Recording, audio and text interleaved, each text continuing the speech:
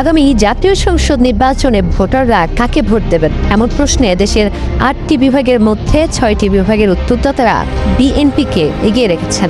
জামায়াত এগিয়ে রয়েছে রংপুর বিভাগে, আর বরিশাল বিভাগে এগিয়ে রয়েছে কার্যক্রম নিষিদ্ধ থাকা দল আওয়ামী লীগ। বুধবার রাজধানী জাতীয় আর্কাইভস মিলনায়তনে জনগণের নির্বাচন ভাবনার শীর্ষক জরিপের দ্বিতীয় দফার দ্বিতীয় পর্বের ফলাফল প্রকাশ অনুষ্ঠানে এসব তথ্য জানানো হয়েছে। জরিপটি পরিচালনা করছে পরামর্শ প্রতিষ্ঠান ইনোভেশন কনসাল্টিং, সহযোগিতা করেছে নাগরিক প্ল্যাটফর্ম ভয়েস ফর রিফর্ম ও Bangladesh research and analysis and information network BRAIN।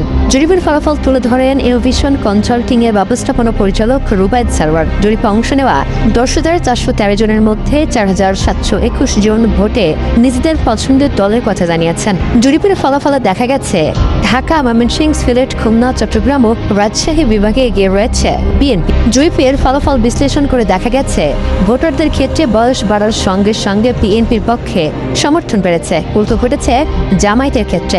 আর শিক্ষা বাড়ার সঙ্গে সঙ্গে ভোটারদের মত দিয়েছেন জামায়াতের পক্ষে। উল্টো ঘটেছে বিএনপির বেলায়।